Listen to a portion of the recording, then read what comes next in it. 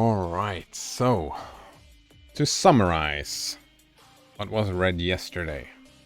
Alright, my understanding, anyway, of what was read yesterday is that they're talking about there has happened a lot of social change. When this was written, when was this written, by the way? When was this written?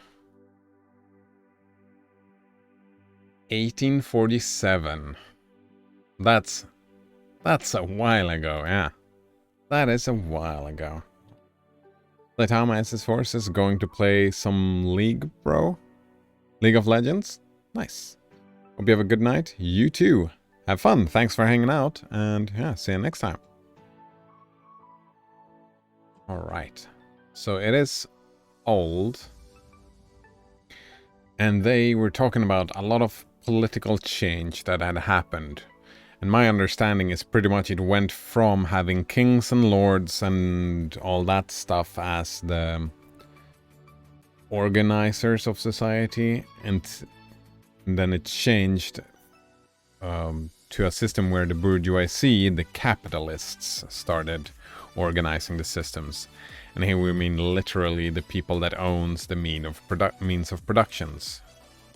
A lot of money, right? The people having a lot of money and a lot of stuff. Right, and they are talking about it being a significant social change. Yeah, a significant social change. That's what they're talking about. And that it has led to a globalized society where this new system pulls everybody else in it. Yeah. Stuff like that. That's pretty much it. Technological advancement, the map becoming smaller, you know, all that. Yeah, a lot of revolutionary progress. We had like Europe had a couple of revolutions, right? We had the industrial one, the French one, the Enlightenment, right? A lot of stuff happened as a consequence, and that is, all those stuff is what they're talking about as the new social order. And they divvied up people into the bourgeoisie and the proletariat, where the bourgeoisie were the owners and the proletariat were the workers. Pretty much, it's just workers, right? People that don't own any production, just have to do what they're told, pretty much.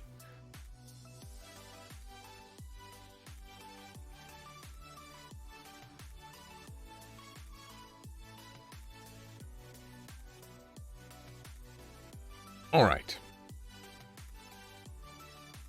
Oh, fuck, where was I? I had it marked down. We see it then, the means of production and exchange. We did read that. Alright, right. Yeah. And it's about into their place steps free competition accompanied by social and political constitution adapted in it and the economical and political sway of the bourgeoisie class. Which makes sense, right? Because these bourgeoisie became powerful, right? And with power comes the people wanting to keep that power, right? If you get power, you want to keep the power, and you will use that. Any political power that an individual has will be used for what that person thinks is a good structure of society, right? And of course, that is going to come from the point of view of the person. Yeah, right? Like, all my political... Yeah, that's where we ended up off yesterday. Yeah, that my political opinions, of course, comes from my point of view. What I think would be good for social... Yeah, social structures. And of course, I think they would be good for me, otherwise that would be weird, right? Alright, a similar movement is going on before our own eyes. Modern bourgeoisie society, which with its relations of production, of exchange, of property, a society that has conjured up such a gigantic means of production and of exchange, is like the sorcerer who is no longer able to control the powers of the netherworld, whom he has called up by his spells. Oh man. All these long sentences again.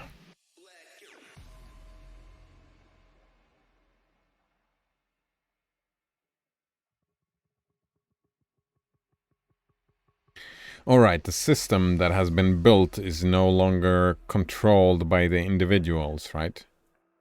Yeah, they only work because everybody is involved, right?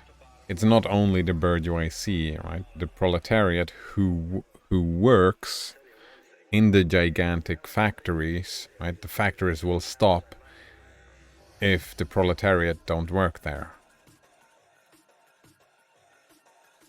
Alright, and I guess that's the problem, right? Because the proletariat are forced to work there because, right, if they don't get any money for food.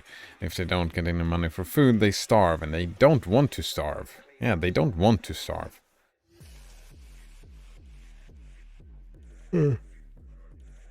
So, bourgeoisie are not in control, the proletariat is not in control, the system in itself is in control, is what the argument is. And that is why we do... Alright, and that's the argument against free markets, right? That's why we do regulation. Right, because power corrupts. Yeah. It's the position of power that's problematic, not necessarily the person. It's not necessarily the bourgeoisie themselves, it is the position of the bourgeoisie. It's not the people, it's the position that is the problem, probably. I might be interpreting and reading stuff in that is not written, but that's my understanding anyway. Right, for many a decade past, the history of industry and commerce is but the history of the revolt of modern productive forces against modern conditions of production, against the property relations that are the conditions for the existence of the bourgeoisie and of its rule. The sounds were a real horror show. It's very realistic, and you could even get the heavy breathing and panting of the tall-chopping malchicks. Alright, this is very interesting. I've broken my thing, haven't I? Alright, what about just doing that? Like, super broke it, eh? Alright, deep breaths.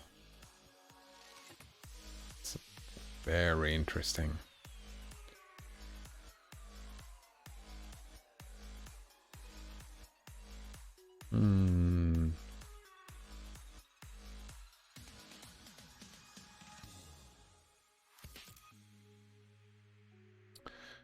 Right, for the existence of bourgeoisie and of the rules. Wait.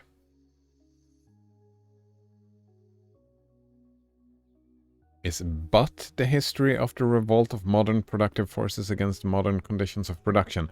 I don't understand what... It feels like they're talking about their struggle again, right? And their opposing sides, right? The revolt.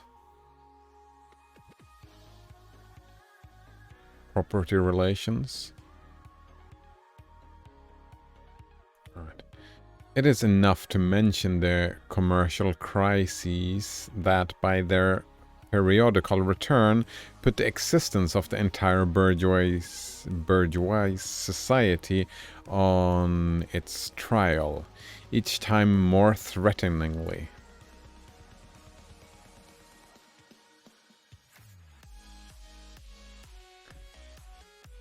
Alright, and talk about all this technological advancement that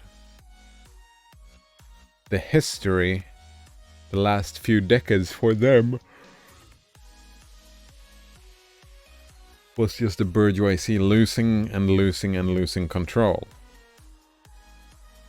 Right. In these crises, a great part not only of the existing products, but also of the previously created productive forces are periodically destroyed.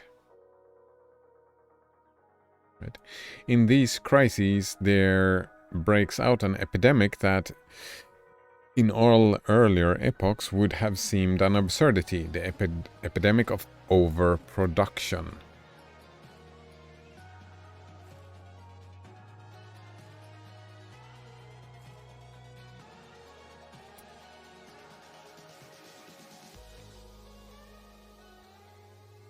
I get what they're saying, I just don't like the word epidemic here. But yeah, like, there breaks out a phenomenon that may have been seemingly absurd, and that's overproduction, right? You can change the words around. But yeah, overproduction is... well, it depends on how you look at it, right? It depends on how you look at it. I would not call it overproduction. I would call it overconsumption. Consumerism, right? And consumerism had broken out already. I wonder what they were seeing as overproduction. What they see as an example. But overproduction, what comes to my mind is plastic. Yeah. And I wouldn't say it's overproduced.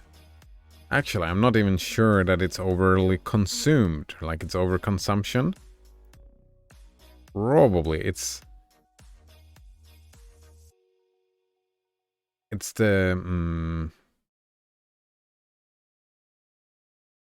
actually the trash that is the problem, right? If we just took care of all the plastic that we used and didn't let it go to waste, end up in the oceans and in the bodies of all living creatures, right? It's right, all that production, it's if we dealt with the trash, then that would not be a problem, would it? Would it be considered overproduction if that was the case? I'm not so sure. Maybe. Right, society suddenly finds itself put back into a state of momentary barbarism. Wait, what? It appears as if a famine, a universal war of devastation, had cut off the supply of every means of sustenance. Industry and commerce seem to be destroyed, and why? Wait, how is this overproduction? Right? If stuff is overproduced, then if food is overproduced, there is no famine, right? It's the centralization that is the problem, right? If you have big complex supply chains and they have single points of failures, right? Centralized stuff tend to do, right? They are the points of failure. If it fails, then the whole structure collapses. All right, so that's not overproduction, that's just centralization. Which I agree is a problem. Right?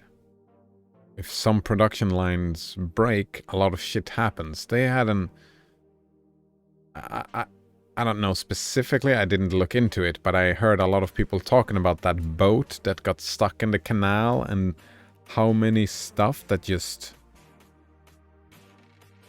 didn't really work. Like it screwed up a lot of stuff. Just one boat that got stuck. Single points of failure. Alright, because there is too much civilization, too much means of sustenance, too much industry, too much commerce. I don't understand. The productive forces at the disposal of society no longer tend to further the development of the conditions of bourgeoisie bourgeois property. On the contrary, they have become too powerful for these conditions, by which they are fettered, and so soon as they overcome these fetters, they bring disorder into the whole of bourgeois society, endanger the existence of bourgeois property.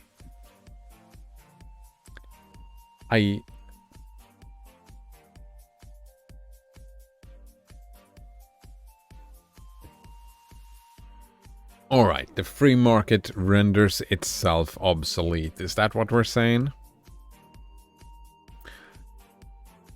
Are we talking about scarcity and abundance, right? Right, I can ask you this question. How many pens or pencils have you used in your life? How many of those have you paid for? If you need a pen nowadays, or a pencil, would you pay for it? Or is there one just close by, where you might not even be aware where it comes from? Actually, I've been cleaning up, so I don't have a pen close by, but I have one over there. I have no idea where it came from. I did not pay for it. Because they are abundant now. Since, like, supply and demand, right? That's the free market. The supply is so big, so the price becomes negligible. Negligible? Yeah. There is no point in paying for them anymore. Because they are so abundant, which makes them collapse. But it hasn't, right? Someone is paying for these pens, right? Usually companies, right? Big companies pay for them, but the individual, the masses don't have to pay for the pens anymore, just the companies. I guess they didn't have that kind of solution before, companies selling to companies. But I can imagine, like,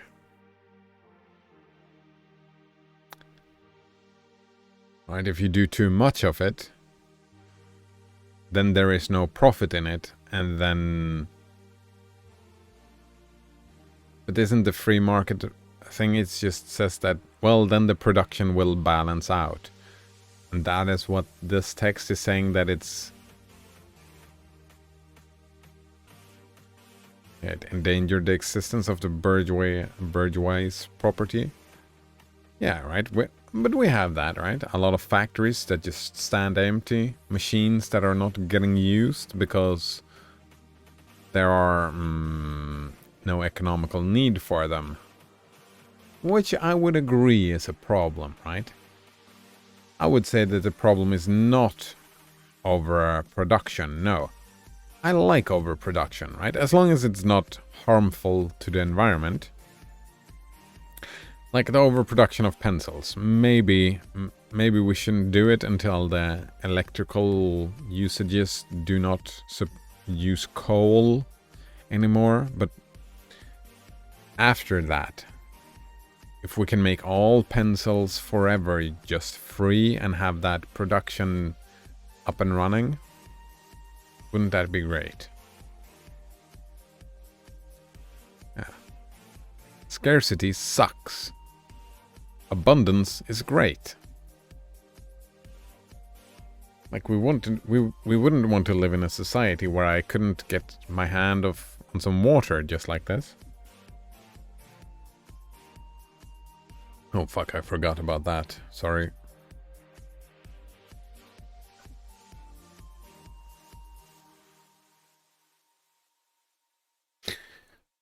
All right. Right. The conditions of bourgeois society are too narrow to comprise the wealth created by them. And how does the bourgeoisie get over these crises?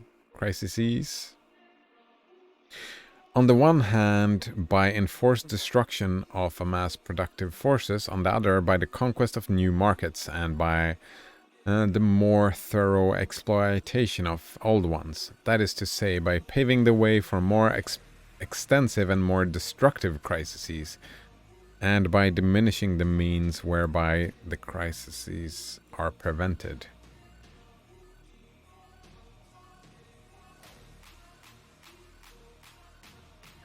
They are literally talking about economical bubbles, right? And how do you solve, as a bourgeoisie, as a company, how do you solve dealing with a bubble? You diversify. Actually, I think one of the problems, I think I disagree with this text. I think that the problem is that, right, when they have found their equilibrium, I think it's the consumeristic attitude, it's the corrupt decision making. I think that when you've reached a certain point, then that is done. It's over and done with, and one should be happy with it. Right? The problem becomes when you want to own everything and you want to have all the money. Right? That type of corrupted greed. Right? Let's say I think that a business should not diversify. I think a business has a life cycle. Right? It's about, let's say you build a factory. Let's say you hire a lot of people to build the factory and set everything up. When it is set up, a lot of these people are not needed anymore, right? The builders.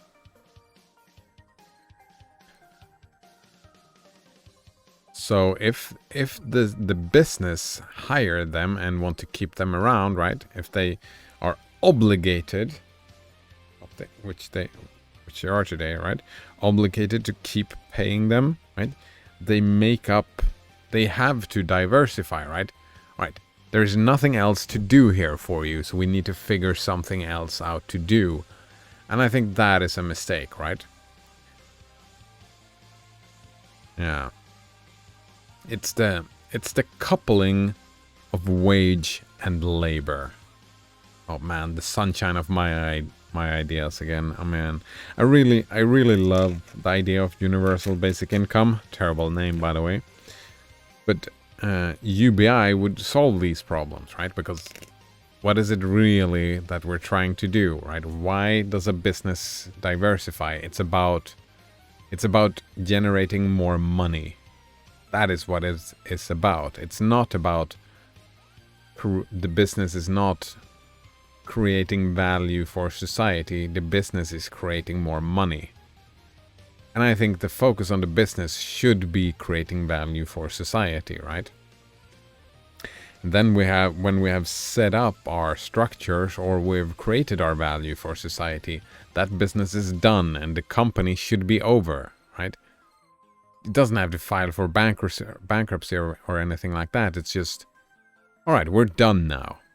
Like, let's say, yeah, project work labor, right? When you've built a bridge, then the bridge is built, and now you only need someone to... Right? It takes a lot of people to build a bridge. It does not take as many people to maintain the bridge. Right? So the bridge business, right, right? All the people building the bridge, they can either go away somewhere else and build another bridge. Or, but that's a separate project, right? It's not the same business anymore. It's not the same project. So you start a new project. I mean, you could use some of the same people, sure, but it doesn't have to be all the same. You don't have to get stuck in that. Yeah, so for me, the problem is not by the... Like, we can separate out the problem, the destructive crises. I see them as being part of some other reasons rather than just overproduction. Right, the weapons with which the bourgeoisie felled feudalism to the ground are now turned against the bourgeoisie itself. Yeah, right, that is... Right, the structure due to mass production, but then when it has produced enough, right, let's say mobile phones, right? Everybody in, well, not everybody, but most people in my country have a smartphone, right? Right, and they have set up and built all these smartphones. But now everybody has a smartphone. So what do? Planned obsolescence. We start doing modernizing stuff that people needs to buy a new smartphone every year, right? There are people like that. I mean, my smartphone is what, like 6 years old, and it's still working fine. Maybe 5 years old? I don't know, something like that. And, right? I don't know if it's built to break. Actually, it's probably the planned obsolescence thing. It's not that bad, right? Since it's still working. It could probably, right? What would make a lot of sense is to build it so that it works even longer, right? 10 years, 15 years. I could stay with one phone if it was built even more sturdy, if sturdiness was a focus. But it's turned against itself, right? Because if you make something like that, then you cannot keep selling them, right? You cannot creating more and more and more, like, that's the overproduction. I get it now. Yeah, it's the consumerist, right? And the attitude that I need to sell more. That attitude. Just the mass production of the thing is not the bad, but you could just... If you have built a factory, you can dial production down, you can dial it up, right? If you have the factory, you can do that. The problem is that... Yeah, it's turned against the bourgeoisie because the bourgeoisie wants to just turn it up and up and up and up and up, and there is no limiting factor, right?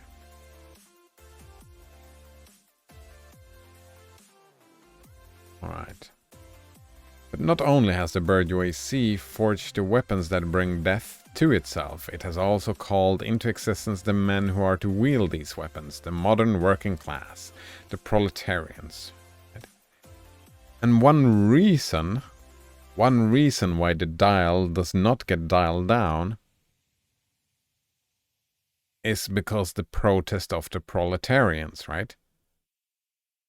Alright, we don't have any work for you anymore, so fuck off, right? The bourgeoisie can't say that, because then the proletarians starve. Right? So what happens? We end up in the situation, alright, we need to produce more and we need to find more ways to start selling it, and we end up with this whole marketing bullshit, right? With the ads. Oh, fuck, I hate the ads, right? And we start try to manipulate people to buy more and more and more and more, and it's like an endless loop. Because we have to, otherwise the proletarians starve. Yeah.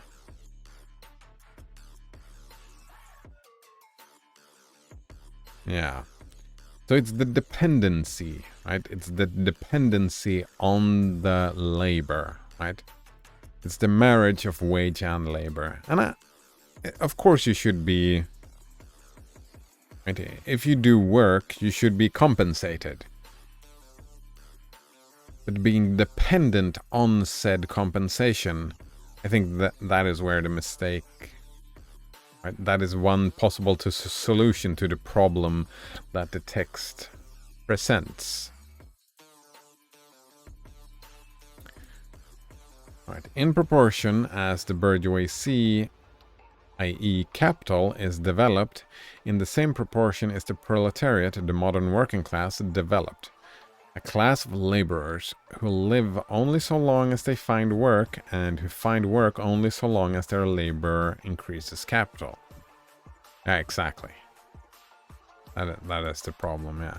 These laborers who must sell themselves piecemeal are a commodity like every other article of commerce and are consequently exposed to all vicissitudes of competition, to all the fluctuations of the market.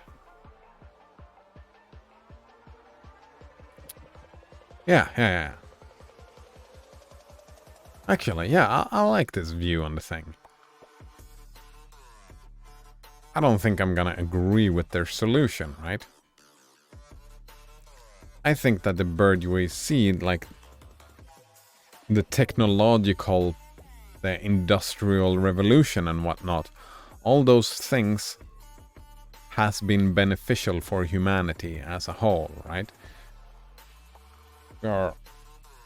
Yeah, the new, right, these new proletariat, the modern working class, it does not fit their definition of the proletariat, not anymore, right? Wait, the working class? I mean, there are a lot of people in the middle class that are working class that has to have a job, right? But with that job, sure, there comes, yeah, I mean, and that's where we draw the line, right? When you have to have it for food and shelter, that's a problem. But you can have like capital, like a phone. This is capital, right? This is not food and shelter. This is a means of production, right? This is technology. So that makes me bourgeoisie, right? So the working class gets access, the modern working class gets access to capital.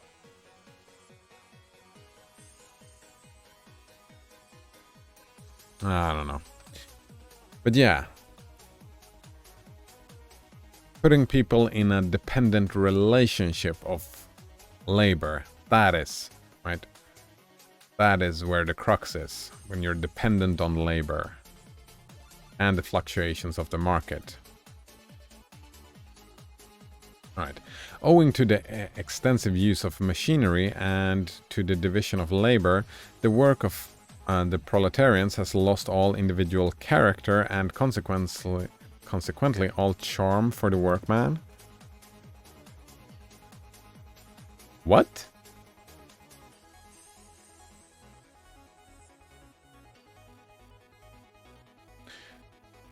I suppose they don't mean that the people has lost their character, right? People are always people and have character. I assume that the previous bourgeoisie, they knew their table maker, right?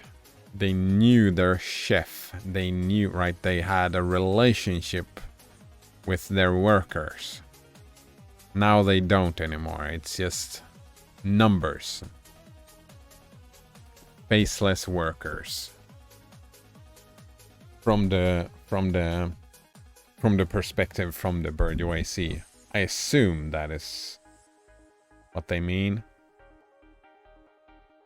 And all charm for the workman. Alright, and that dehumanizes the workman. Alright. He becomes an appendage of the machine, and it is only the most simple, most monotonous, and most easily acquired knack that is required of him. Yeah, and that can be replaced with another machine, right? With the structure, he becomes disposable, and you can replace him with a machine in the end as well. Hence, the cost of production of a workman is restricted almost entirely to the means of sustenance that he requires for maintenance and for the propagation of his race.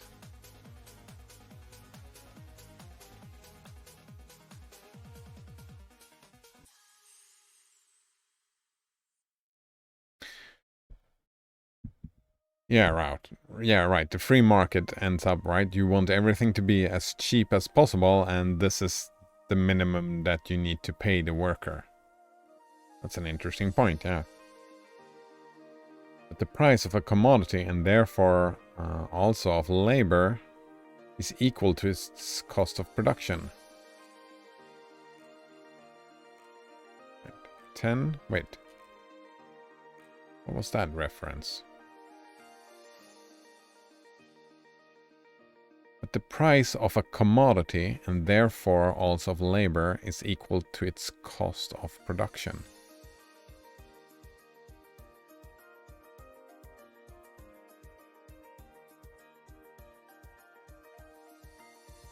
In proportion, therefore, as the repulsiveness of the work increases, the wage decreases.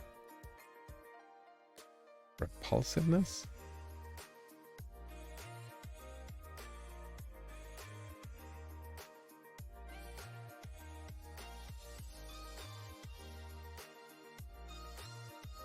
Alright, the more monotonous the work becomes, the more repulsive it becomes, right?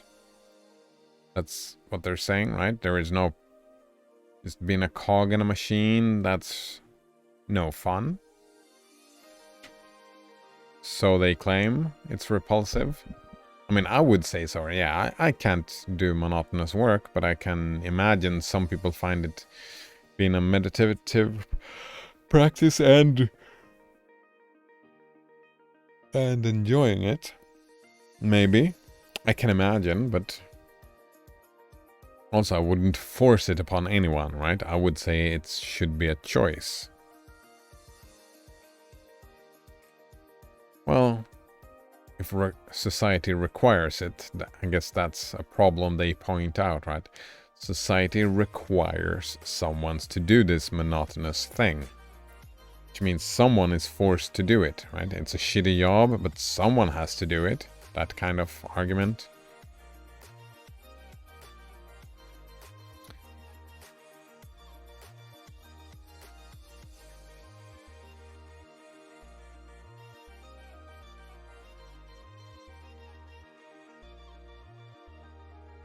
So, right.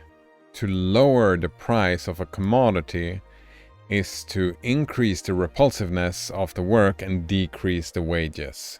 That is what they're saying. That makes sense to me, right? Because you need to lower the price of labor, lower the price of production to produce stuff for the masses. All right. Nay, more. In proportion as the use of machinery and division of labor increases, in the same proportion the burden of toil also increases, whether by prolongation of the working hours, by the increase of the work exacted in a given time, or by increase of speed of machinery, etc. Yeah.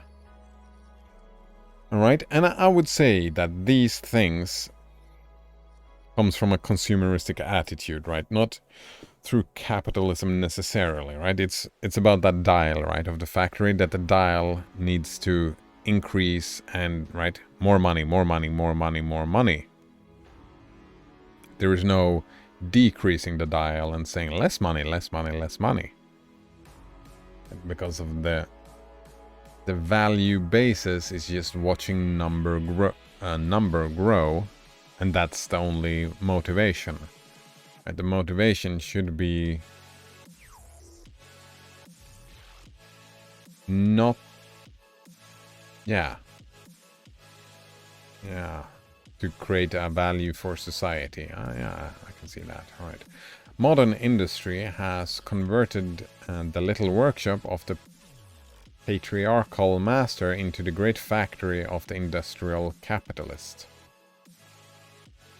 Yeah, masses of laborers crowded into the factory are organized like soldiers.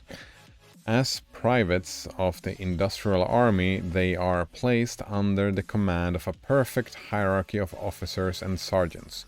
Not only are they slaves of the bourgeoisie class and of the bourgeoisie state, they are daily and hourly enslaved by the machine, by the overlooker, and above all by the individual bourgeois manufacturer himself.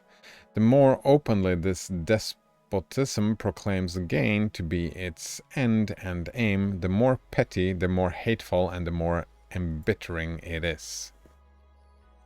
Yeah, exactly. The problem is this. In the name, it's all about the money. It's all about the Benjamins, right? It's all about the money. That is the problem of this structure, right? Having a big factory by itself, I mean, that's mass production. Production for the masses. And I'm all for that. It's just, yeah.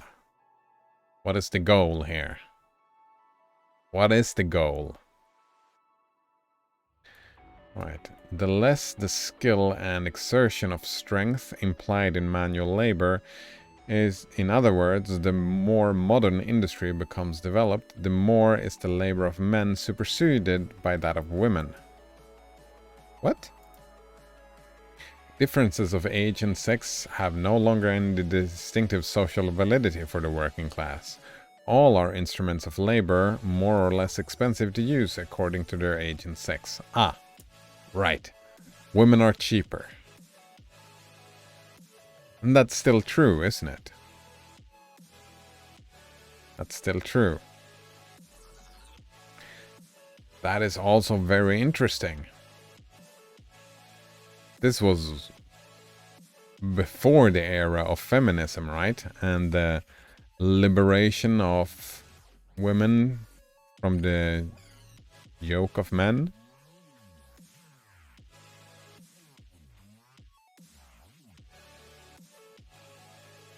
Yeah, right. I've talked about that before, right? Saying that I saw that as a negative consequence of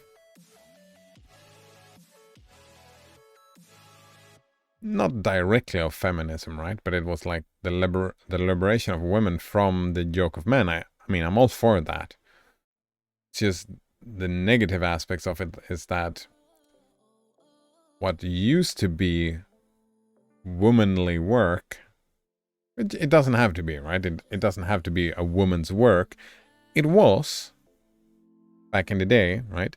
Raising children, cleaning the home, cooking food, homemaking. Let's call it that. That thing. Fucking chance to breathe. I got a few questions of my own. You ain't dying. He is. All right, it works again. Nice. I fixed it. All right. The problem is that the society does not value these things. Right? What happened, and this is saying that this happened before feminism became a thing, right? This happened before feminism became a thing, which is interesting. So it's not a consequence of feminism, it's just a consequence of consumerism, right? That the women gets picked up out from the homemaking and put into some other job. Instead of society start valuing these things, right? Or, well, they stopped valuing these things. Yeah. That's another argument for universal basic income, because you could say that, yeah, what is this? This is for you to have shelter and food. Home and food, right? So you get paid to take care of yourself. Right? And that kind of society that does that, that is valuing homemaking. Raising children, cooking food, having a clean hygiene and a clean home, right? All those things. If society values those things, then, right, and everything, if we value everything through the growing numbers, right, money, then people should be paid for these things, right? If that is how our society should be structured, that we should value stuff through some form of money, then people should be paid for doing these things.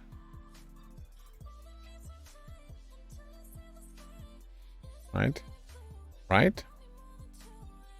If society values me not starving, then society should make sure that I don't starve. Or that should be the goal, right? That makes sense to me.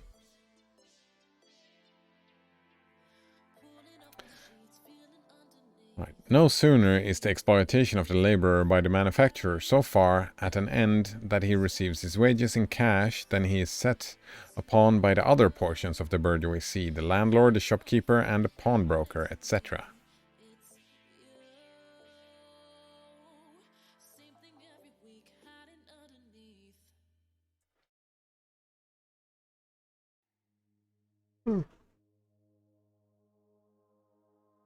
Alright. As soon as you get paid, someone else wants all your cash.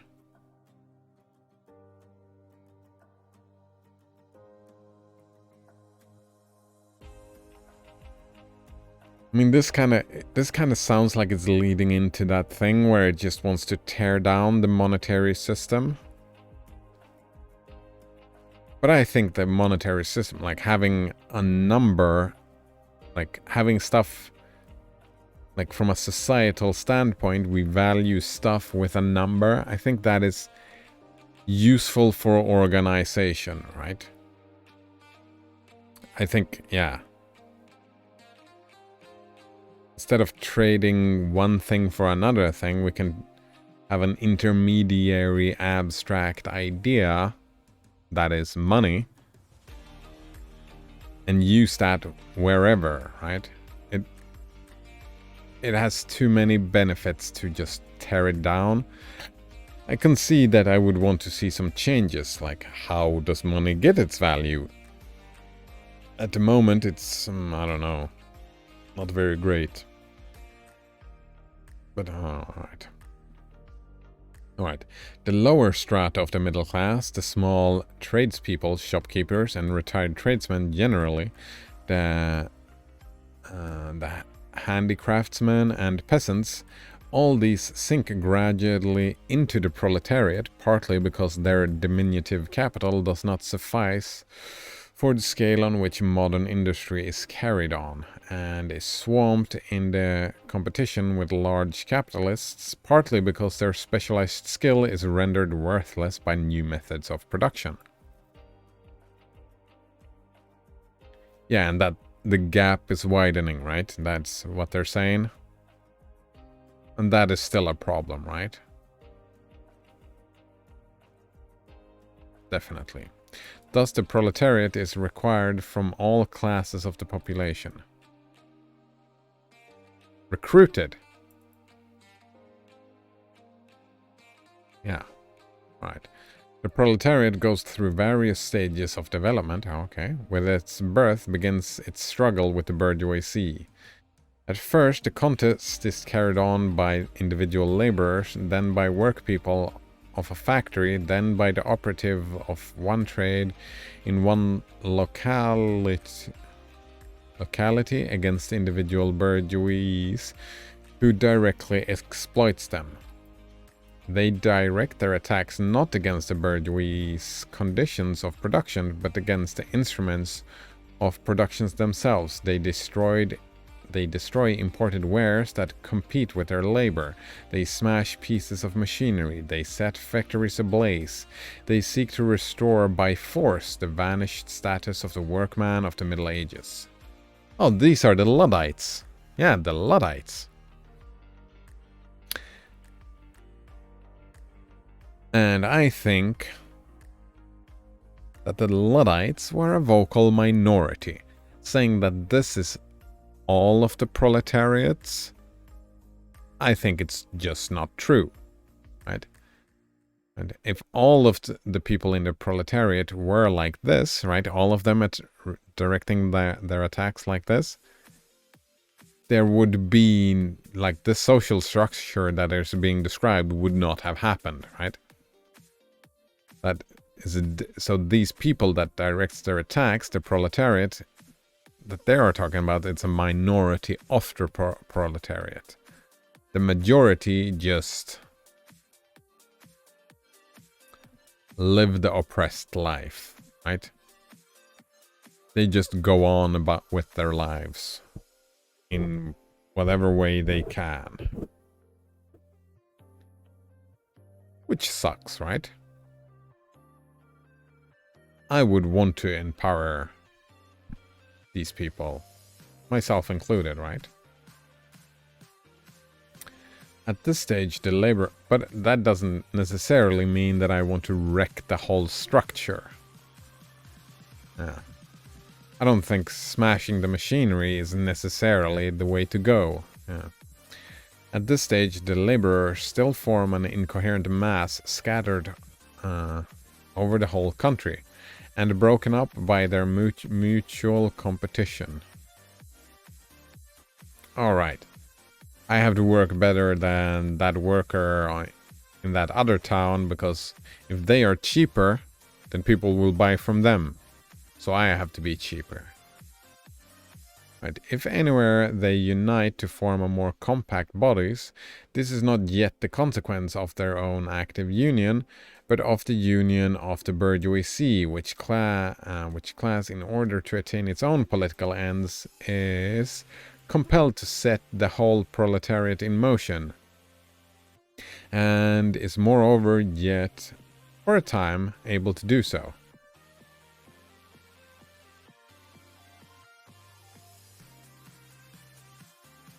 Yeah, and that's not the case anymore, right?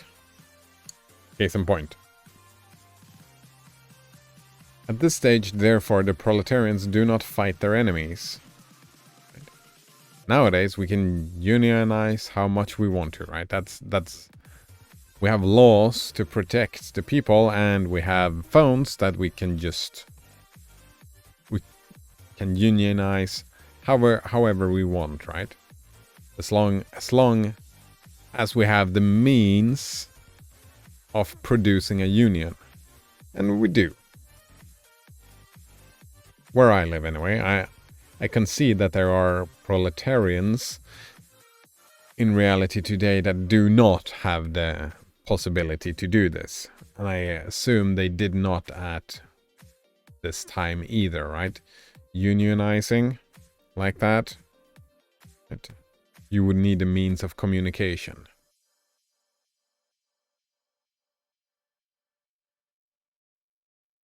Also, I guess it was probably criminal to unionize.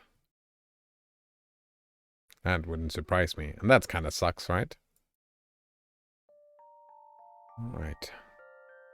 This stage, the proletarians do not fight their enemies, but the enemies of their enemies. The remnants of absolute monarchy, the landowners, the non-industrial bourgeois, the petty bourgeois. Thus, the whole historical movement is concentrated in the hands of the bourgeoisie. Every victory is so obtained is a victory for the bourgeoisie.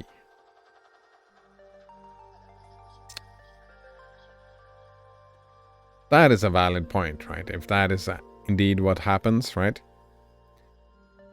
Like in the free market, the competition are between two businesses.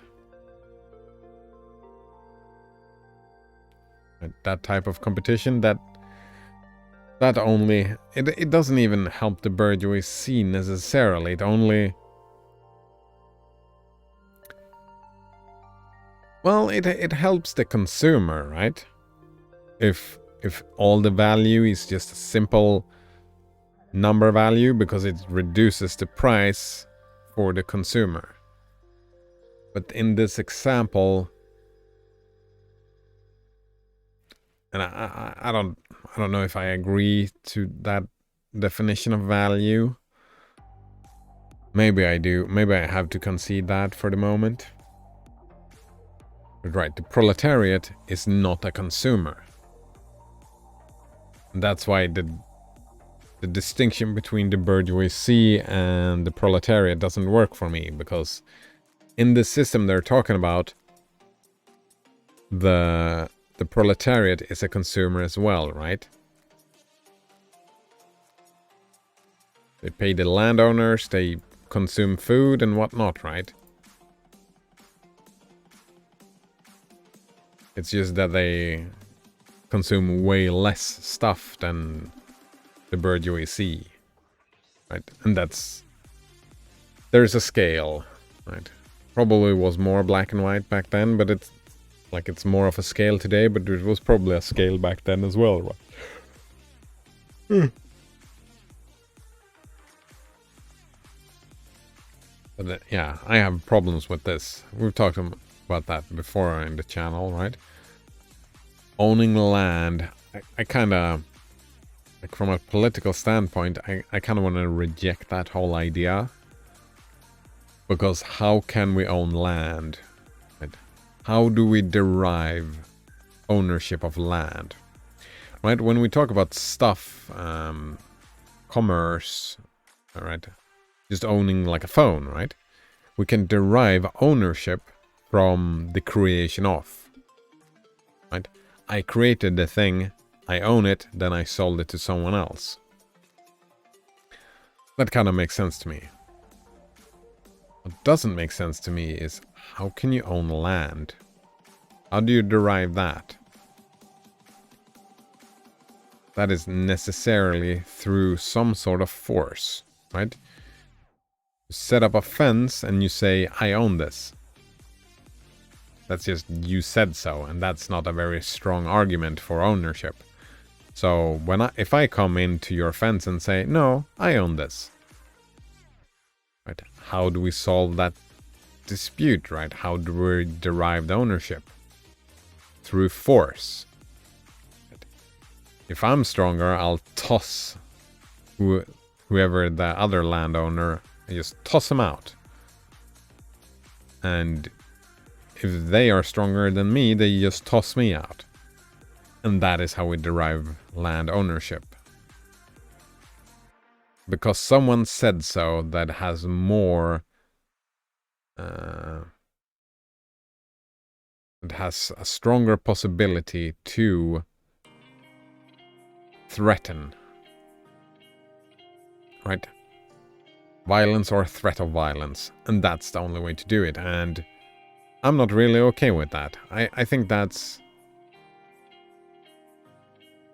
So, fuck land ownership, yeah. Fuck land ownership. Well, stuff I can be okay with, right? Yeah, I made this, therefore it's mine. And then I sold it to you, therefore it's yours. It's yours. We can track it that way, right? Land ownership is just someone took it and then they sold it to someone else. They just decided. And what gives them the authority? Fuck that.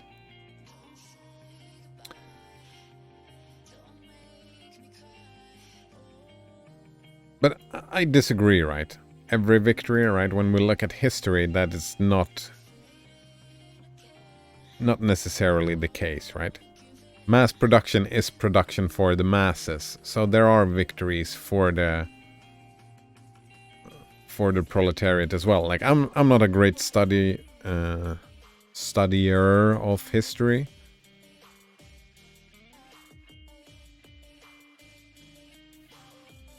But just from where we are today, I don't know if where we are today, right, it's very different. But we still live in a capitalist society, right?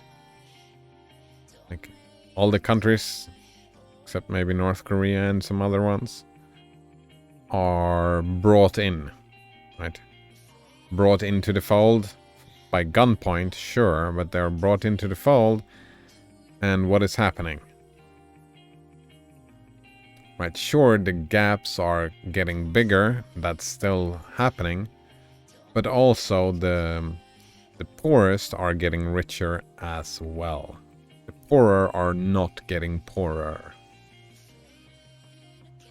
So, I mean, it goes like this, but the trend is moving upwards, right? Because the poorest today, I don't know, maybe it's just my bias, my misunderstanding, because I live in Sweden, right?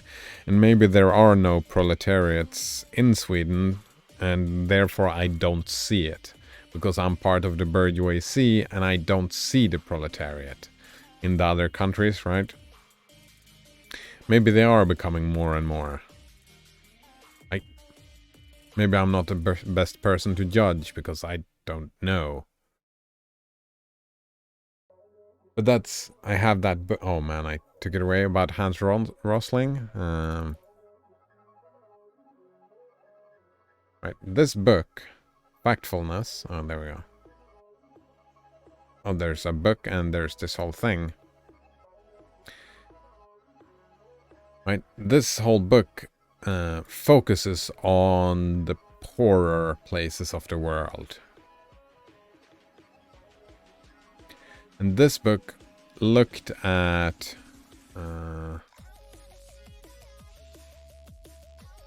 the book gave a lot of examples of how the... Oh, what just happened here? That was an interesting...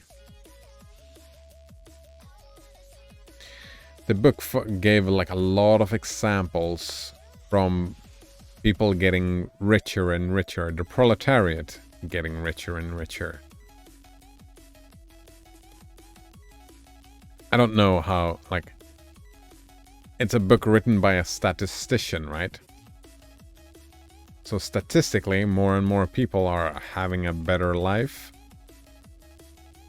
I would assume if he was telling the truth, which I just assume he was. I can recommend his TED Talks.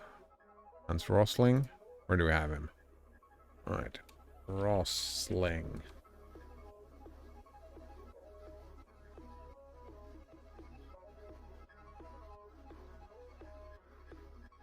Alright. It's a Swede, yeah. So this is in Swedish, I guess. Don't panic? Oh man, I really need to see this. 6 years ago? He really named it Don't Panic? Oh, I love that.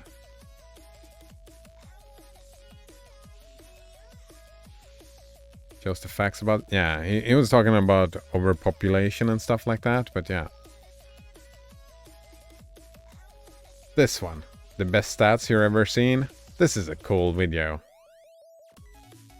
I can recommend it. Yeah, this one I can recommend. The TED Talk. So, I would say that there is probably, right, it's an unfair balance, right? Statistically, there are more victories for the bourgeoisie than for the proletariat, right? But it's not black and white. That's all I'm saying. I have to concede, right? The rich is getting richer, definitely at a faster rate than the poor is getting richer. All right. But with the development of industry, the proletariat, and actually, right, even at this time, the bourgeoisie classes grew, right? More people were, what was the word they used? Recruited, right?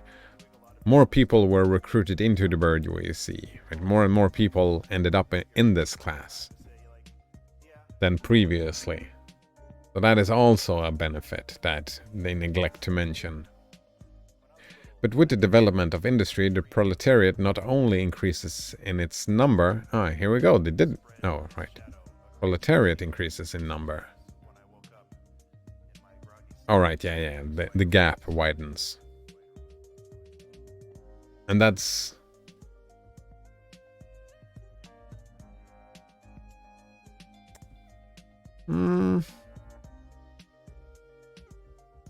Yeah, when the gap widens, that is what happens. People move there, people move here. It becomes concentrated in greater masses, its strength grows, and it feels that strength more. The various interesting conditions of life within the ranks of the proletariat are more and more equalized in proportion as machinery obliterates all distinction of labor and nearly everywhere reduces wages to the same low level. Minimum wage, eh?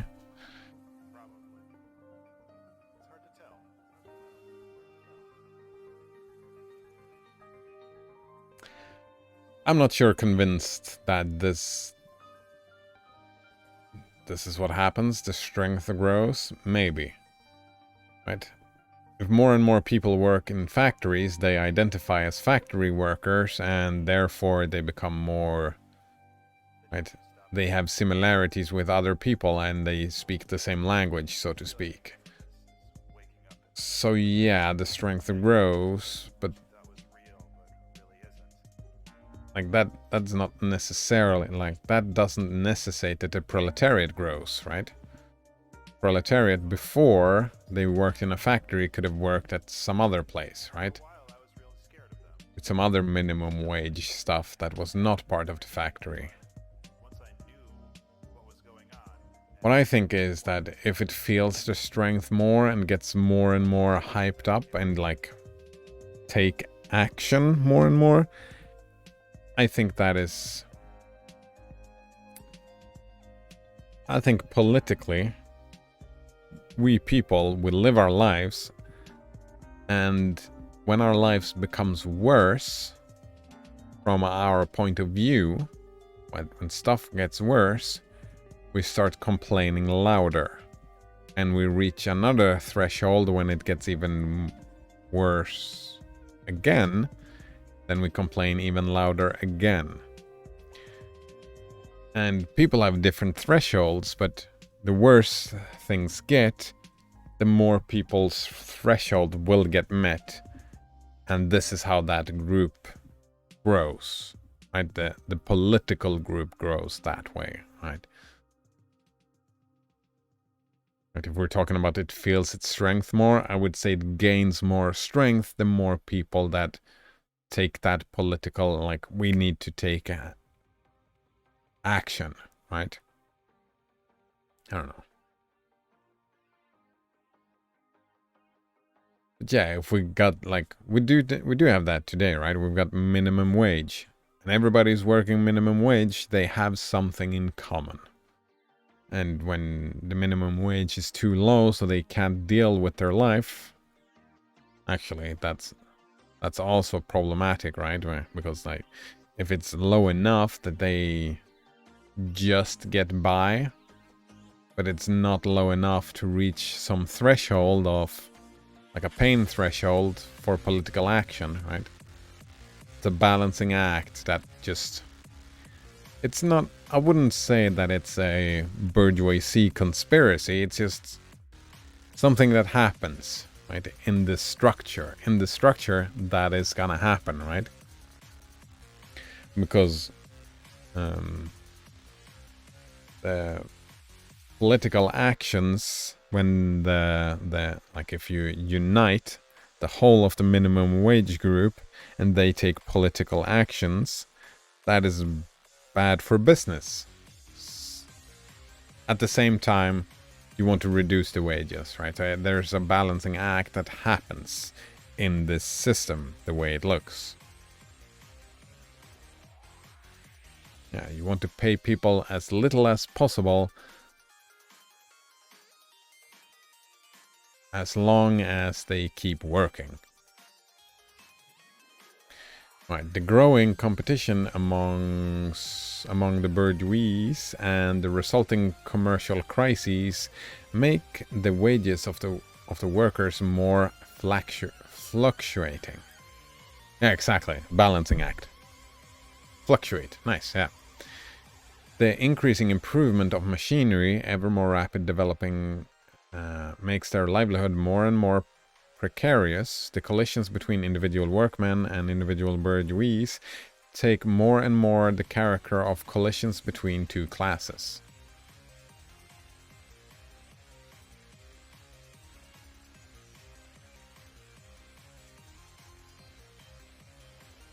Thereupon the workers begin to form combinations, trades unions, against the bourgeois. They club together in order to keep up the rate of wages. They found permanent associations in order to make provisions beforehand for these occasional revolts. Here and there, contest breaks out into riots. Yeah, right? Again with the balancing act, right? We've got forces pushing the wages down, and we've got forces pushing the wages up.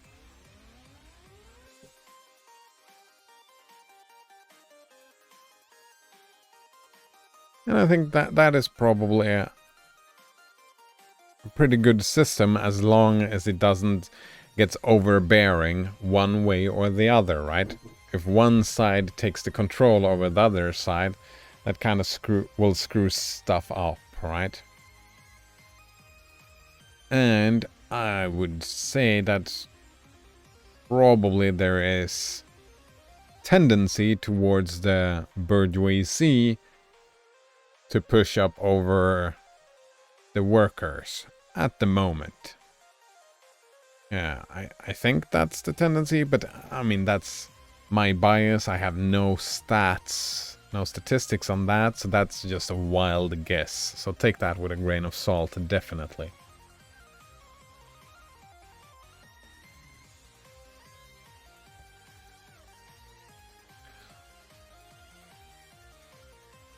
Right? Maybe not. Maybe there is a power discrepancy where the bourgeoisie has way more power, which kind of makes sense since they are the organizers. But it's the proletariat then are... Well, maybe there are no proletariats in Sweden. I don't know. But like, if we only look in Sweden, right?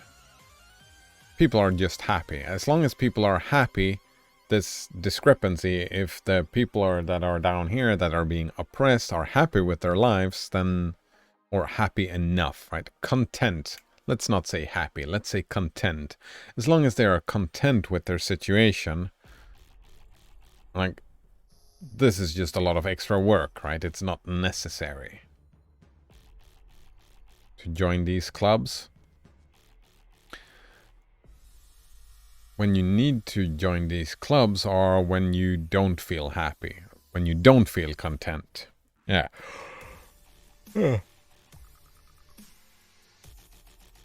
That's the balancing act. And the bourgeoisie have a vested interest in having a content proletariat.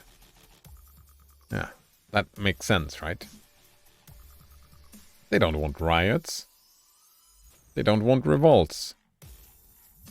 They want the machine to just keep on going. Yeah. Sometimes you need to oil the machine, but grease it up.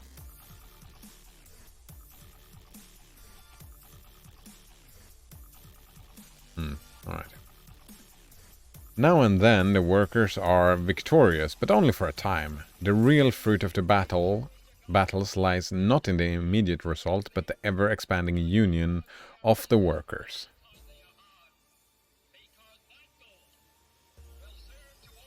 Yeah, right. The immediate result creates norms. And it is good to have a union, like a structure, the union structure, like having that being a thing all the time. So when the balance of power is kind of a little bit fucked, it is great to have a long-lasting union that it's easy to take up the battle, right? Makes this move. There we go, the class struggle. I'm getting it, right? Making the class struggle easier for both sides. This union is helped on by the improved means of communication that are created by modern industry. Exactly, yeah. And that place the workers of different localities in contact with one another. Right. Nowadays it even happens, right, that it's not only the workers, right, it's the consumers as well, right? The consumers are all, like, everybody's a worker, not everybody, but a lot of people are workers, and when they see, right, if I see in social media that, right, we had an example a few years ago, well, many years ago, we had this example of one of the burger chains sending out a letter to all their employees telling them what party to vote on, or otherwise they might get fired. They didn't mean it as a threat, that's not the intent, but it really looked like a threat. And a lot of people boycotted that burger chain for a while. Right? So it's not only the workers. And also, right, what I would want to see, right, rather, well, unionizing in all credit, that's great stuff. But what I would want to see even more is so much power to the individual worker that the worker is in a situation where the worker can just say, fuck this, I'm out. Right? That would be the empowerment of the worker, right? The proletariat.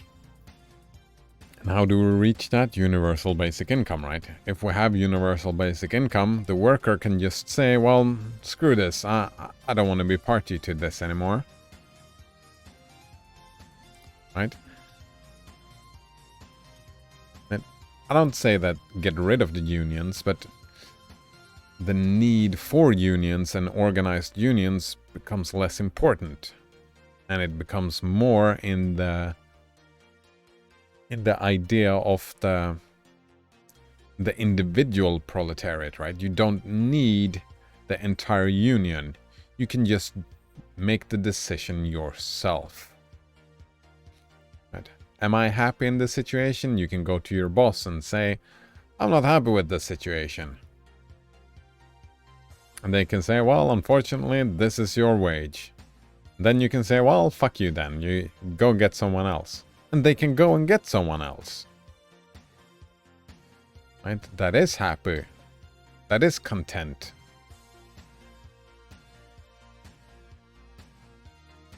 Like, that's even with a gig. I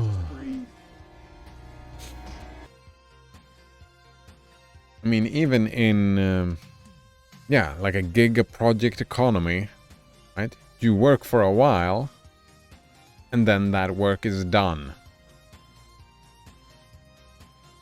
I think that would be a great way. Like, instead of working 9 to 5 all the time, day in, day out, you just have a project, you work on that project, and then you're done. And of course, there are 9 to 5 stuff that is always gonna have to be done, right? Maintenance, right? Maintenance will continue happening. For the foreseeable future, anyway. But yeah. Right. Hello, Bot Benji. Nice to meet you. How are you doing today? I'm reading about... I'm reading the Communist Party Manifesto. Yeah. It's an interesting read. I think it hasn't aged very well. Yeah, it feels old. Like, a lot of the ideas, from my point of view anyway, it looks very misguided. I don't know if it's old or it was misguided back then. Some of the ideas I think were misguided even back then. Right. It was just this contract that was needed to centralize the numerous local struggles, all of the same character, into one national struggle between classes. Wait. Oh, a national struggle. That's kind of weird, because the text has argued against centralizing stuff. And it kind of seems like it's wanting to centralize stuff now, which is weird.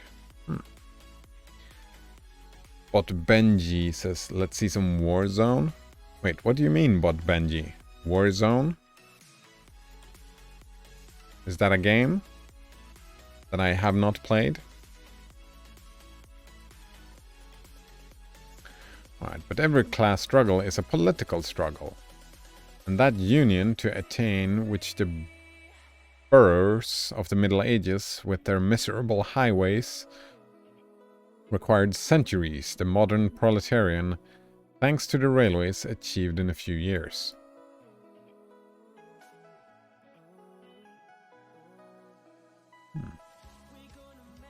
But Benji says, try it out, Warzone. I mean, I have a long list of games to play. Warzone. Wait, are you talking about Eve? Or this. Or this. Wait, Blizzard? Wait. Have Blizzard made a game called Warzone? Are you kidding me?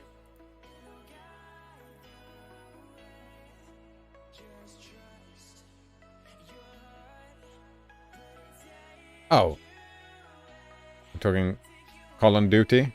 Call of Duty? Yeah, I'm not playing Call of Duty. Call of Duty Warzone. Yeah, I've played enough Call of Duty in my days.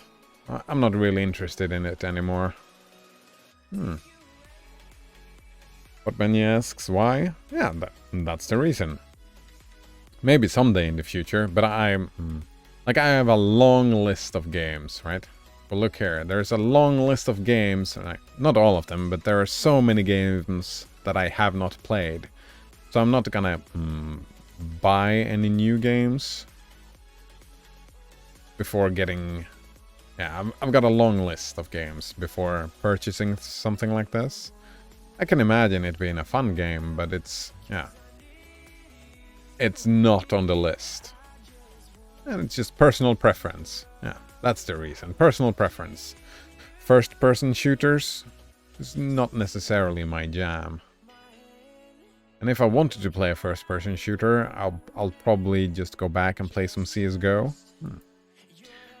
I want to see some gameplay. Alright, and I would assume that if you go to Twitch, someone else is playing it, right?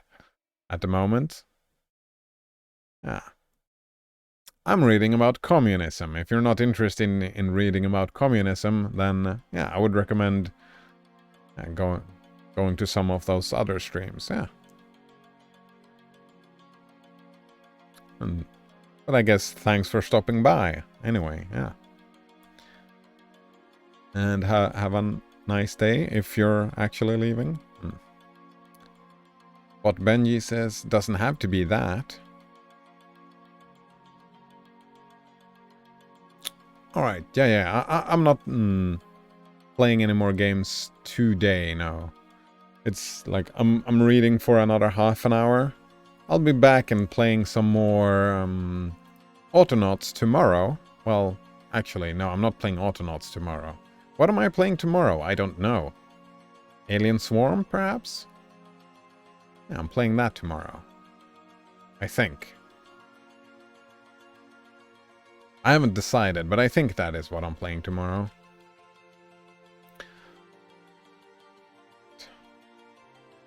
Where are we at?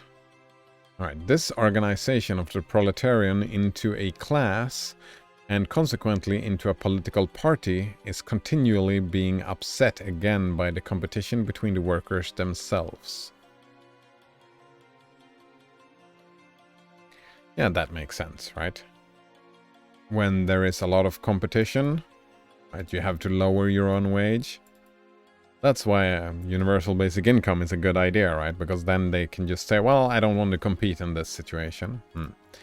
But it ever rises up again, stronger, firmer, mightier. It compels legislative recognition of particular interests of the workers by taking advantage of the division among the bourgeoisie itself. Thus, the 10 hours bill in England was carried. What Benny says, why not play it tonight? I'm your only viewer, Lamau. I mean, I'm not beholden to do what you want, right? I'm doing my thing. If you enjoy my thing and want to hang out and talk about this stuff with me, that is great. If not, that is also fine. Yeah. Yeah, no hate. No hate. I'm just explaining my point of view, right? I'm not... Yeah. I mean, I'm grateful for your request, right? And for you hanging out, but I'm just gonna decline it. And I think that's fine. Alright. But I think that this is not necessarily because, like, they're saying that they're taking advantage of the division among the bourgeoisie, and I think that is devaluing the political power, or like the democratic political power of the workers, right? Like assuming that it's division among the bourgeoisie that allowed this to happen. Maybe it was like that back in the was it like 150 years ago? Maybe it was like that. The bourgeoisie, like those classes, were like in complete control of the politics. But I would guess not, right? Yeah. And I think it's devaluing the workers thinking that way. Maybe it was the case, I don't know. What Benji says, I just want to see some gameplay instead of some fucking book. Yeah, right. And I will...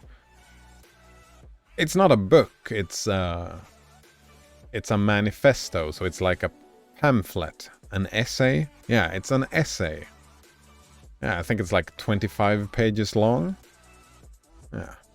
I mean, it says 116 up here, but what I'm reading is just about 25 pages. And I think I'm halfway through it. Yeah, halfway through it indeed. But if you're not interested in this, I just reiterate, right? There are probably other streamers that play some Warzone if you're interested in that.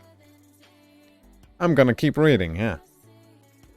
If you want to argue some politics, I'm happy to do some arguing some politics. I think that's fun. 25 pages, but you're on page 37, lol. Alright, yeah, the thing is that, right, if we look at this entry here, where is it? The table of contents, right, it starts at page 27. And I was on 37. Oh, wow. Oh, wow, it's way longer than I thought, isn't it? Right, I'm reading the first bit still. Yeah, I'm still on the first area. Oh, wow, it's way longer than I thought. It's like, I'm probably just reading here to 60... Yeah, to page 60... What, 64? Yeah, that's probably as far as I'm reading here. Not today, but I'm finishing off like in a couple of days.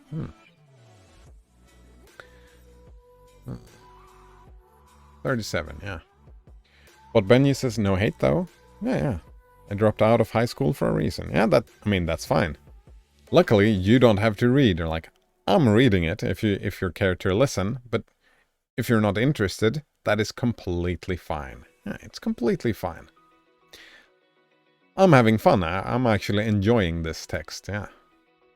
I'm enjoying it. It's illuminating. I've learned stuff about communism that I didn't know before. Yeah. Where was I? Here we go. Although, altogether, collisions between the classes of the old society further, in many ways... Wait. Oh, yeah, the proletariat, right? The needs and wants of the proletariats has... And that trend continues, right? They become more and more political issues, right? Of the poorest people in the world. Right? That's a big political thing nowadays, right? It matters what happens with the poor. It goes up and down, yes, but it's like the general trend is that it increases. What Benji says, blue-collared workers save this country? Wait, I forget, what is blue-collar again? Blue-collar. Alright. The term blue-collar refers to a type of employment. Blue-collar jobs are typically classified as involving manual labor and compensation by an hourly wage. Alright, that's pretty much what the communists called proletariats. Yeah, that's the blue collars. Yeah. Fuck Biden. Alright, yeah. I mean... That's weird. Isn't he... I'm sorry, isn't he on the left? From your point of view, right? I'm from a more socialistic country than yours, so he would probably be considered center from my reference. But isn't leftists usually the people focusing on the blue collar people, like fighting the fight for the blue collar people? Or am I misunderstanding? And I haven't actually looked in a lot into American politics. Find it confusing. Oh, I've only seen the memes, right? I've seen the memes on the internet for sure, right? Oh. But also, right, I'm not really super interested in modern day politicians. It's just popularity contests all around, right? I don't think that the actual politics are... I think it's all very short-sighted. Do you support a political party? Yeah, I support 2 political parties. We have several. None that is in government. I have one political party that is called... Actually, I support 3 political parties in Sweden. We have one that is called the Pirate Party, which is... That one is for... They are all single question parties, right? The ones that I care about. So I care about the open source and public domain information, right? Free information. And then I have the Universal Basic Income Party. That is just for universal basic income. And the Direct Democracy Party. And they are for... their whole spiel is... changing the structure of democracy, where they want something more similar to the way they have in Switzerland, where it's direct democracy, where instead of voting on people, you actually vote in specific political issues instead of voting on people, because I think voting on people, we end up in this popularity contest where the politicians just try to look as cool as possible for some certain people instead of actually doing politics, if that makes sense. Yeah, and I think that happens to all the politicians in a system where we vote on politicians. I don't know. But Benji says, it is all media that brainwashes the young kids coming out of high school. I'm assuming you're American, right, Bot Benji? And I've heard that from other Americans as well, that your media do a lot of brainwashing. And I've seen examples, like, on the internet and whatnot, with a lot of very biased, right? But they don't even try to be objective, right? And look at stuff from different, what's that called? Different perspectives. Which is kind of sad, right? Yeah. I think that's a problem, though, generally with journalism, right? Journalism seems to be in a bit of a problem at the moment, right? It's all clickbaity and sensationalist stuff, right? But Benji says, yes, very patriotic. You mean you are very patriotic? That's an interesting word. It means different things for different people, I think. Patriotism.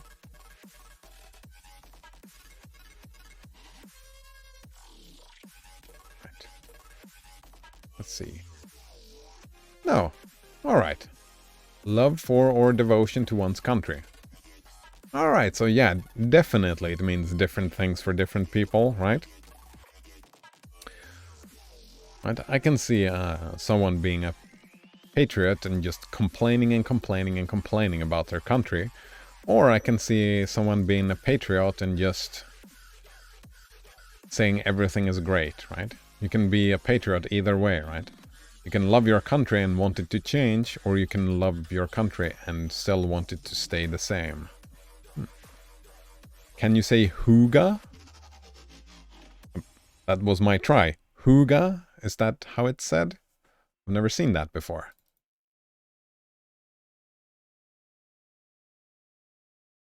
Oh. It's probably some colloquialism. I find it interesting when I search for patriotism on the internet, a lot of American flags shows up. What about all the other countries? Why can't we be patriotic? Ah, there we go. Oh, and we got your daddy, your old daddy. Here we go, we got some else. What the fuck is that? Iraq? Fuck, I don't... Iran? Oh man, I don't know my flags. Well, this is Ireland, isn't it? Ireland? I don't know about the wheel. It's interesting. It's all English-speaking languages. I suppose since I searched for the term in English, right? If I'm talking about patriotism in Sweden, like I wouldn't say it in English, I would say the word in Swedish, wouldn't I?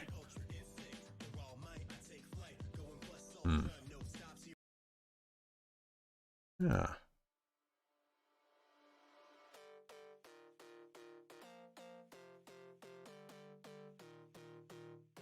Right. I'm just closing down some tabs here. We've got a lot of stuff open up that I don't need to watch. But I've got some YouTube videos that I do want to watch. Alright. Yeah, usually, like, especially, right, the people that are derived from the communists, they tend to be leftist, right? And they, like, the blue collar and the proletariat, right? This whole text is about making lives better for blue collar people.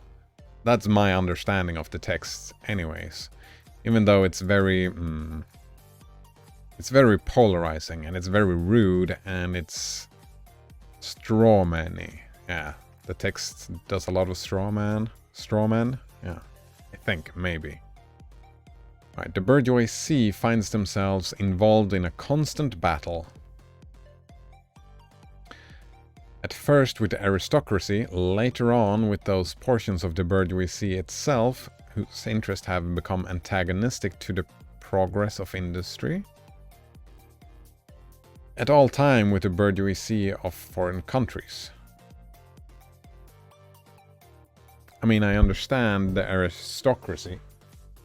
Why that is, right? The bourgeoisie, as they describe them, replaced the aristocracy, right? That was the whole thing. So sure, that was a fight.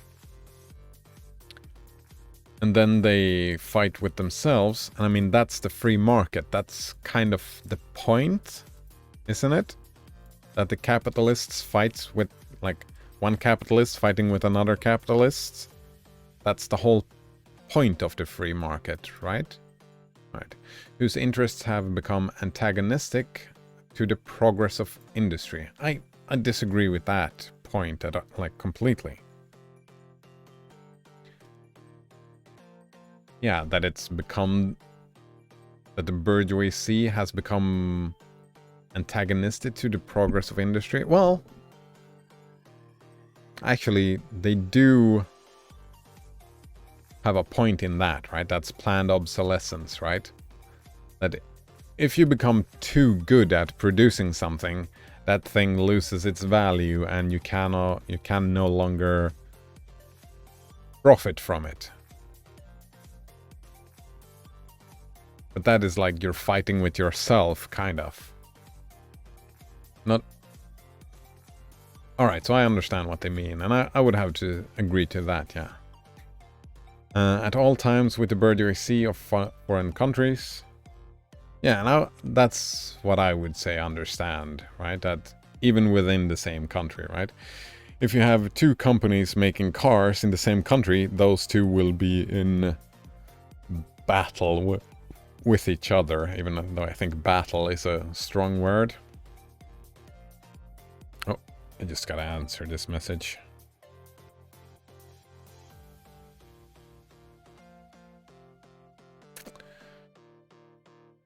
Alright, in all these battles it sees itself compelled to appeal to the proletariat, to ask for help and thus drag it into the political arena. Yeah, and that's how I think this text, right? Democracy was, we were moving towards democracy in this very time, and I think that's like a kind of separate thing. Maybe, maybe not.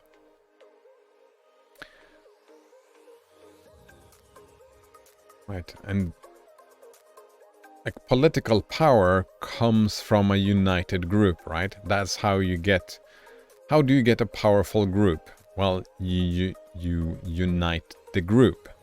That's kind of what this text has been saying, right? So the more people you have on your side, the more powerful your group becomes, right? So yeah, of course it should be like, even the king holds speeches, right? And ask for help from the people, right? Because that is the source of its power. So I don't know if they drag it into the political arena. I would say that it was always there in the political arena, right? If there was politics, then in the politics you have to care about the people. If you don't care about the people, then what's the point of politics? Right, the bourgeoisie itself therefore supplies the proletariat with its own elements of political and general education. In other words, it furnishes the proletariat with weapons for fighting the bourgeoisie.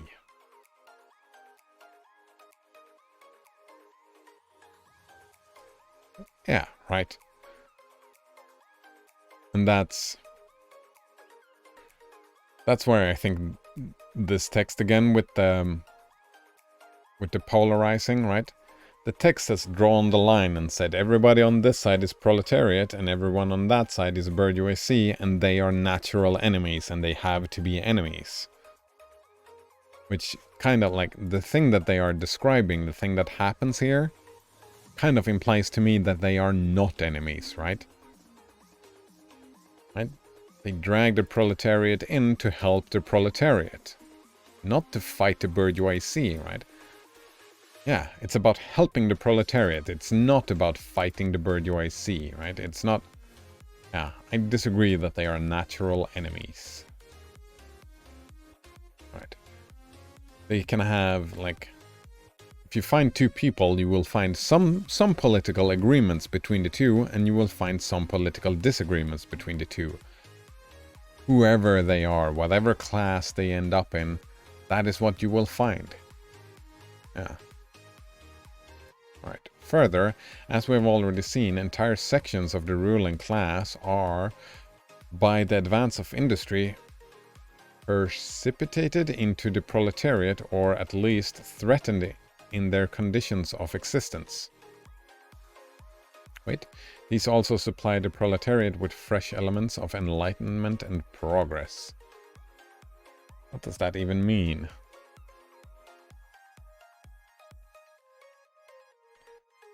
Entire sections of the ruling class are, by the advance of industry, precipitated into the proletariat. Yeah, the text has a very fluid definition, right? Right. If we have a scale, right? How rich are people? The richest are over here, the poorest are over here. And depending on what the text wants to say, it sets a line here, or here, or here, or here, or here, or here, depending on where they want to draw the line. It's very fluid, which is, right? It bothers me. It becomes a difficult to read because from my previous understanding of the proletariat, this doesn't really happen this way, right? The whole point of the proletariat is that they are not consumers.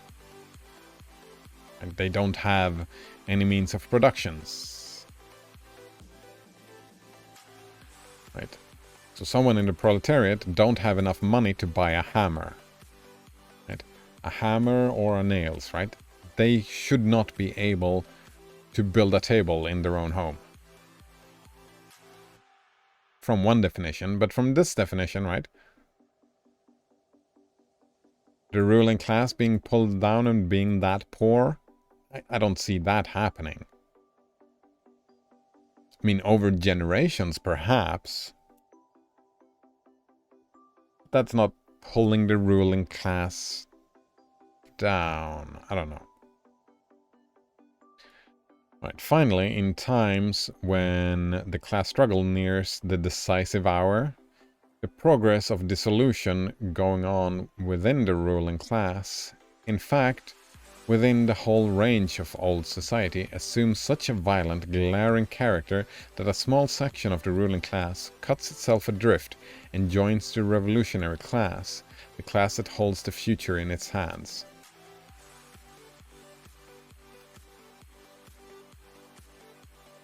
I mean, I don't agree with this view either. I mean, some people have, like, they don't have to cut themselves adrift, right? Just because they have a political opinion, right?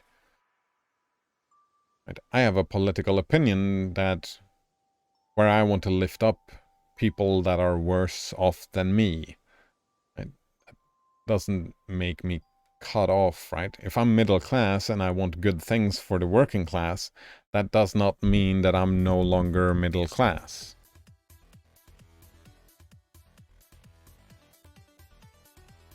I don't know. Just as, therefore, at an earlier period, a section of the nobility went over to the bourgeoisie, so now a portion of the bourgeoisie goes over to the proletariat, and in particular a portion of the bourgeoisie ideologists who have raised themselves to the level of comprehending theoretically the historical movement as a whole. Yeah, right, you can join in politically for theoretical studies, political stuff like that, or just from self-interest.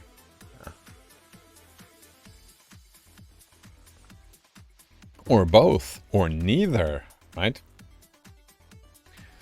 Maybe your wife changed their opinion and you just changed because your wife did. Or you have a friend, right? It's... Right, of all the classes that stand face to face with the bourgeoisie today, the proletariat alone is a really revolutionary class. The other classes decay and finally disappear into the face of modern industry.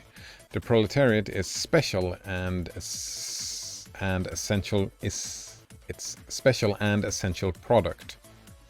I don't.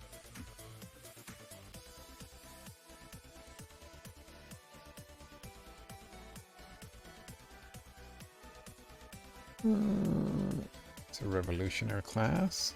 The other classes decay, finally disappear in the face of modern industry. Right? Now the proletariat is no longer the working class, right? The people that doesn't have anything. Right? In this example, the proletariat, right? If we're looking with the hindsight of our history, it's the middle class, right? The middle class is the class that is growing the most.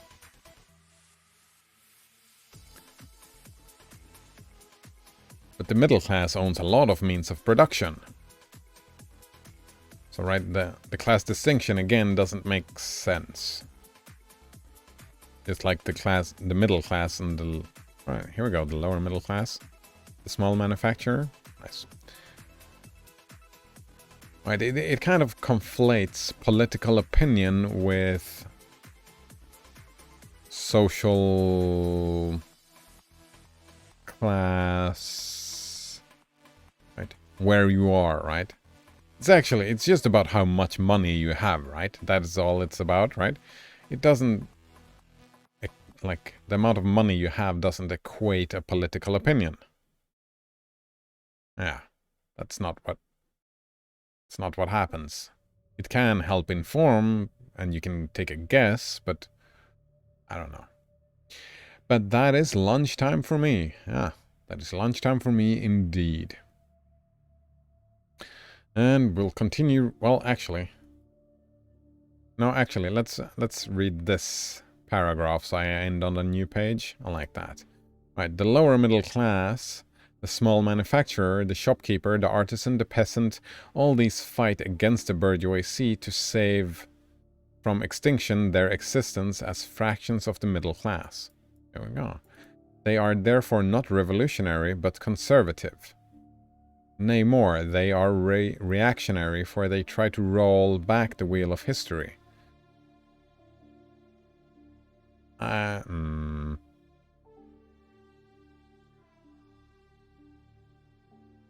Again, right? Breathe. Just breathe. Again, the text assumes political opinion based on what you are, right? A small manufacturer can have political opinions one way or the other. It doesn't... If by chance they are revolutionary, they are only so in the view of their impending transfer to the proletariat. They thus defend not the present, but their future interest. They desert their own standpoint to place themselves at that of the proletariat. Yeah, that's just dumb. Yeah, that's just dumb. Yeah. I mean... I would prefer to be super fucking rich, right? I would prefer to be a millionaire, own a factory, whatnot, right? I don't care what. I would prefer to have all that money.